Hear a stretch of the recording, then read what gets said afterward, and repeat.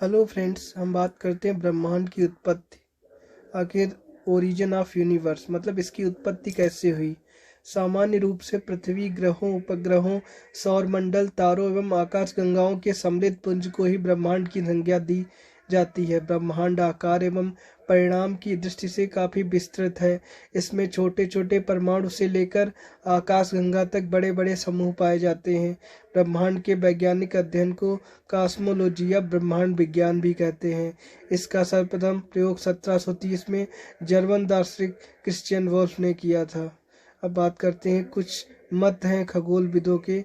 तो उसका पहला मत है, मिस्र यूनानी खगोल शास्त्री क्लॉडियस टालमी ने सर्वप्रथम ब्रह्मांड का नियमित अध्ययन किया और 140 ईस्वी में भूकेंद्रीय सिद्धांत का प्रतिपादन किया।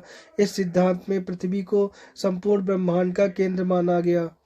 पोलैंड के खगोल शास्त्री निकोलस कापरनिकस ने भी स्पष्ट किया कि सूर्य ब्रह्मांड के केंद्र में है तथा अन्य ग्रह इसकी परिक्रमा करते हैं। इस प्रकार सूर्य ब्रह्मांड का केंद्र बन गया। इसे सूर्य केंद्रीय सिद्धांत कहते हैं।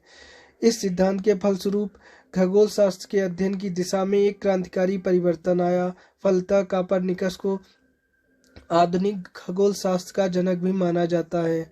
वर्ष 1610 में इटली के महान वैज्ञानिक गैलीलियो द्वारा दूरबीन के आविष्कार के बाद ब्रह्मांड के अध्ययन करने में एक नया परिवर्तन आया। 16वीं शताब्दी में टाइको ब्रह के सहायक जोहानसन केपलर ने ग्रही कक्षाओं के नियमों की खोज की तथा इसमें भी सूर्य को ब्रह्मांड का केंद्र माना गया।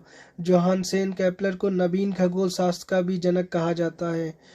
पांचवा, ब्रिटेन के खगोल शास्त्री विलियम हर्शले ने दूरबीन की सहायता से ब्रह्मांड का अध्ययन कर वर्ष 1805 में स्पष्ट किया कि सौरमंडल आकाशगंगा का एक अंश मात्र है।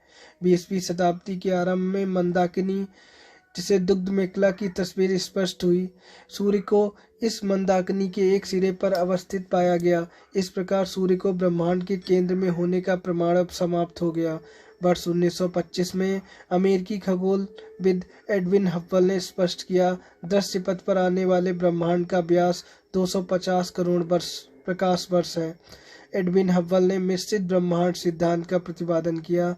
इनके अनुसार आकाशगंगा के बीच की दूरी बढ़ रही है। ब्रह्मांड फैलता जा रहा है, जो एक निश्चित अवधि में या तो महाक्रंच के रूप में एक बिंदु पर समाहित होकर ब्लैक होल में शामिल होकर नष्ट हो जाएगा।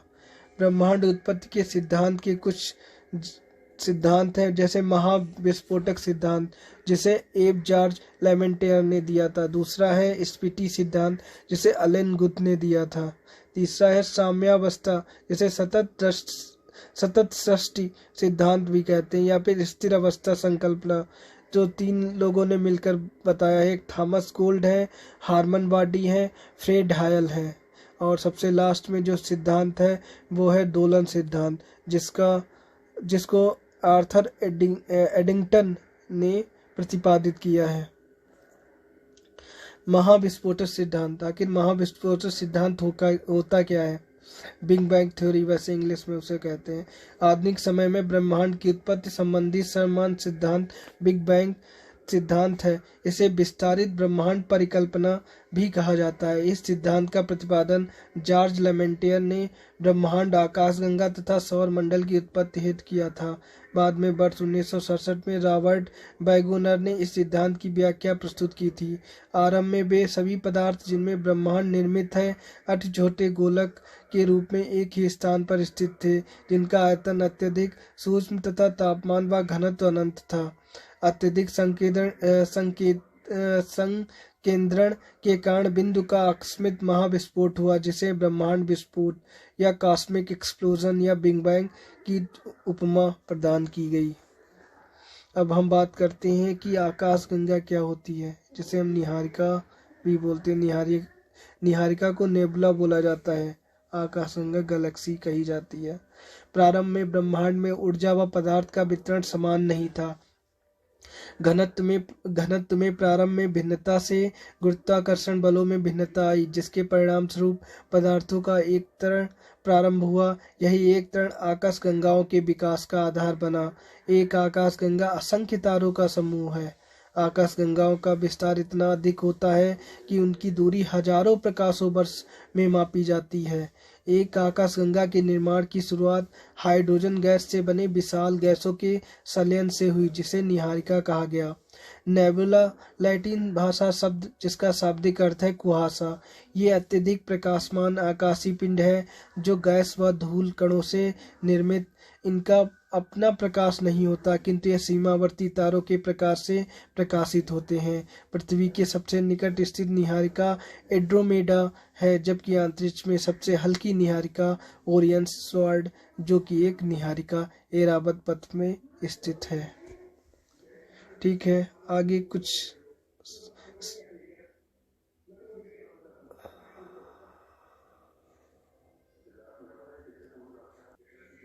अब बात करते हैं मंदाकिनी। वह आकाशगंगा जिसमें सौर परिवार अवस्थित है उसे मंदाकिनी कहा जाता है। सौर परिवार मतलब जिसमें सूर्य आता है, पृथ्वी आते हैं, ग्रह आते हैं, उपग्रह, उन्हें सौर परिवार कहा जाता है। इसी को मंदाकिनी, जो ये सौर परिवार वो अवस्थित रहता है, एकत्र एक साथ रहता है किसी एक आकाशगंगा में, उसे मंदाकिनी कहा जाता है। यह 24 आकाशगंगाओं का एक बृहद पुंज है। मंदाकिनी आकाशगंगा का आकार सर्पिल है। मंदाकिनी का वह भाग जो पृथ्वी से एक प्रकाश सरिता सदृढ़ दृष्टिगोचर होती है उसे दुग्ध मेखला या मिल्की वे कहते हैं। मंदाकिनी आकाशगंगा तस्तरी के समान चपटी तथा इसमें त्रिगुणनशील भुजाएं हैं। इनका विस्तार 80,000 प्रकाश वर्ष है। इसके केंद्र को बल्ज कहा जाता है। गुरुत्वाकर्षण के कारण बल्ज के पास चारों ओर का संकेंद्रण अधिक पाया जाता है। बल्ज के पास एक क्वासर पाया जाता है। क्वासर के केंद्र में कृष्ण विवर पाया जाता है जो द्रव्यमान में सौर मंडल से 3 गुना से अधिक बड़ा होता है। क्वासर एक तारावत रेडियो स्रोत है। अंतरिक्ष में 4 से 10 प्रकाश वर्ष की दूरी पर स्थित है। केंद्रीय बल्ज के चारों तरफ मध्यवर्ती घुलनशील भुज पाई जाती है जिसमें अपेक्षाकृत नए तारों का समावेश होता है। सौर मंडल इसी भुजा में स्थित है। मंदाकिनी के केंद्र से सूर्य की दूरी 32,000 प्रकाश वर्ष है। अधिकांश तारों की त्रिज्या सूर्य की त्रिज्या का 10 से 20 गुना अधिक होता है। ऐसे तारों को विशाल तारा कहा जाता है, जैसे अल्डबरान, सीरियस, बीटा सेंचुरी। कुछ तारों की त्रिज्या सूर्य की त्रिज्या का 50 से 250 गुना या इससे भी अधिक होता है। ऐसे तारों को अति विशाल तारा कहा जाता है, जैसे बेटलगीज व अंटारिस। वे तारे जो कभी फैल जाते हैं, कभी सिकुड़ जाते हैं तथा जिनमें यह प्रक्रिया नियमित चलती रहती है उसे स्पंदन तारा कहते हैं, जैसे सेफाइड व आर लायर। सूर्य मंदाकिनी के केंद्र का एक चक्कर 25 करोड़ वर्ष में पूरा करता है। मंदाकिनी की तीसरी घुलनशील भुजा में गैस तथा धूल के बादल पाए जाते हैं। यहाँ नवीन तारों का जन्म होता है। बेबी बूम गैलेक्सी आकाशगंगा मंदाकिनी से काफी दूर स्थित आकाशगंगा है। इसे तारे बनाने वाली मशीन की संज्ञा दी जाती है। यह प्रतिवर्ष लगभग 4,000 तारों का निर्माण करती है, जबकि मंदाकिनी प्रतिवर्ष 10 तारों का ही निर्माण करती है। मंदाकिनी में पाए जाने वाले तारे विशेष आकृतियों के रूप में व्यवस्थित हैं, जिन्हें तारामंडल कहते हैं। इनमें सबसे बड़ा तारामंडल सेंटारस है, जिसमें 94 तारे हैं। हाइड्रा तारामंडल में 68 तारे हैं। कुछ अन्य प्रमुख तारामंडल निम्नलिखित है, जैसे सप्तऋषि मंडल, ओरियन, सिग्नस, सॉन, हरक्यूलस आदि। बहुत सारे तारों के समूह को नक्षत्र कहा जाता है। पृथ्वी सूर्य की परिक्रमा के दौरान 12 तारा समूह से होकर गुजरती है। भारतीय ज्योतिष शास्त्र में इन 12 तारा समूह को राशि चक्र कहा जाता है। ये हैं, जैसे पहला मेष है, वृष है, मिथुन है, कर्क है, सिंह, कन्या, तुला, वृश्चिक, मकर, धनु, कुंभ, मीन। ये राशि हैं।